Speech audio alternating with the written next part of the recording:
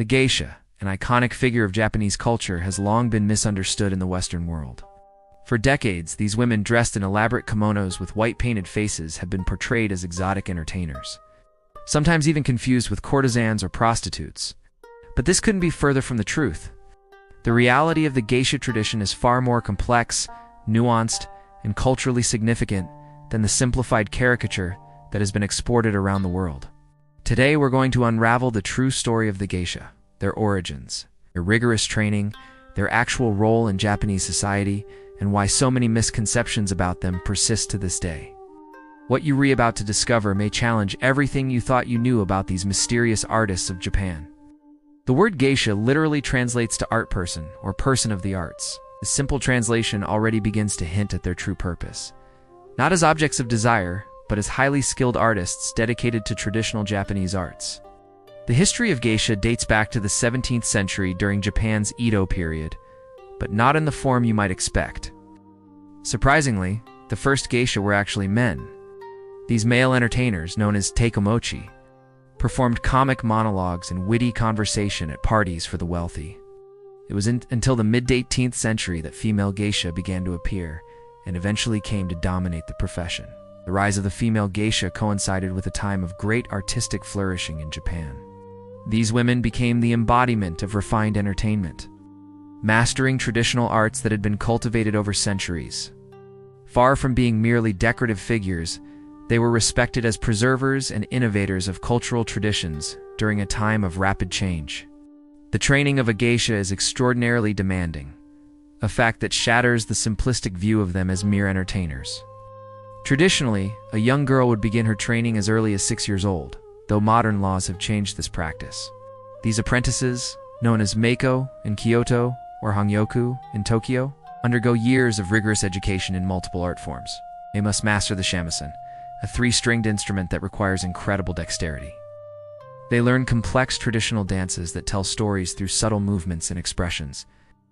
They study the art of conversation and wit, becoming accomplished in wordplay and the ability to make others feel at ease. The tea ceremony, flower arrangement, calligraphy, all these and more form part of their comprehensive education.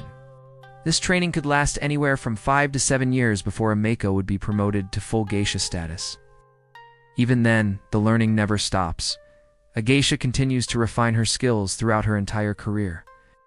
This level of artistic dedication is hardly the mark of someone whose primary purpose is physical entertainment. Rather, it speaks to a profession centered on the preservation and performance of traditional Japanese arts. The appearance of geisha is another aspect often misunderstood. Their distinctive white makeup, or oshiroi, has complex cultural significance beyond mere aesthetics. Originally, this white powder served a practical purpose. It made their faces stand out in the dim candlelight of tea houses where they performed. Over time, it became a traditional element of their appearance, with specific styles and approaches marking different stages of a geisha's career. A Meiko's makeup and kimono are more elaborate and colorful than those of a full geisha, whose style becomes increasingly subtle and refined with experience. The hairstyles, too, are works of art in themselves, with different styles indicating a Meiko's progression through the ranks. These elaborate appearances are undesigned for seduction, but are part of the artistic presentation. The geisha herself becomes a living work of art. The setting of a geisha's work further clarifies their true role. They traditionally entertain in ochaya, or at special banquets called ozashiki. These are not places of physical intimacy, but venues for artistic performance and cultured social interaction. A typical evening with geisha might include performances of traditional music and dance, witty conversation, games, and the serving of sake following strict protocols. The atmosphere is one of refined entertainment, not sensual indulgence. Access to geisha entertainment has historically been by invitation only, through a complex system of personal introductions.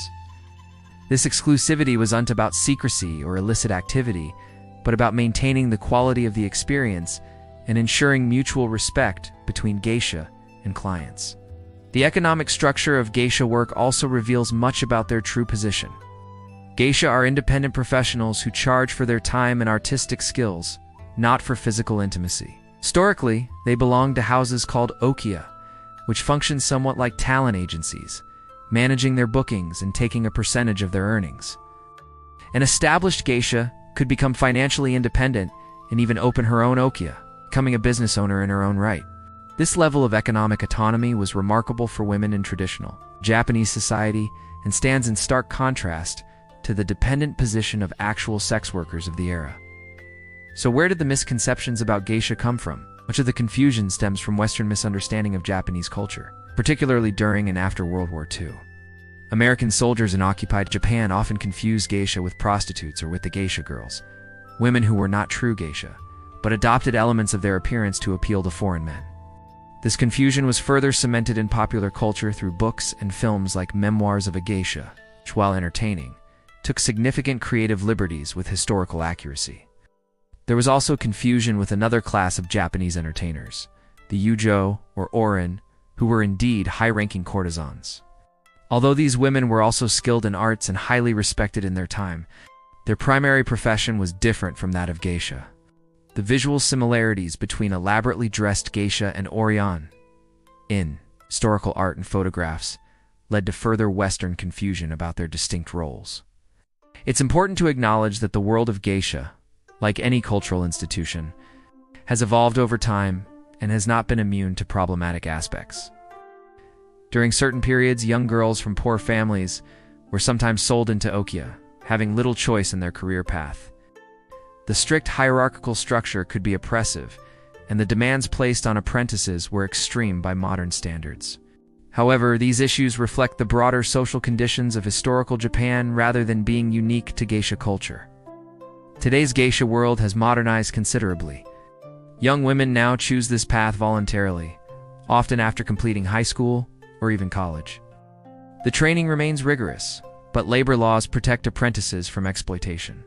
Modern geisha are respected cultural ambassadors who perform for international audiences and participate in cultural exchange programs. Many are savvy businesswomen who balance tradition with innovation to keep their art form relevant in contemporary Japan. The number of practicing geisha has declined dramatically from the tens of thousands, active in the early 20th century, to perhaps a few hundred today. This decline reflects changing entertainment preferences in Japan and the challenges of maintaining such a demanding traditional art form in the modern world. Yet those who continue in the profession do so with pride and dedication, seeing themselves as guardians of cultural heritage rather than as entertainers in the Western sense. For the women who choose this path today, being a geisha represents a commitment to preserving traditional Japanese arts that might otherwise be lost to history. Their dedication ensures that these cultural treasures, from ancient dance forms to musical techniques, from the tea ceremony to the art of conversation, continue to live and breathe rather than becoming museum pieces. In this light, we can see geisha for what they truly are. Not exotic curiosities or objects of fantasy, but accomplished artists and cultural treasures. They represent a living link to Japan's artistic past and a reminder of the value of preserving traditional arts in our rapidly changing world. The next time you see an image of a geisha, I hope you'll look beyond the white face and elaborate kimono to recognize the years of training, the artistic mastery, and the cultural significance she represents. These women deserve to be appreciated not through the lens of Western fantasy, but as what they truly are: dedicated artists preserving centuries of Japanese cultural tradition. If you've enjoyed discovering the truth about geisha culture, please subscribe to our channel and hit the notification bell. Thank you for joining me on this journey of cultural understanding.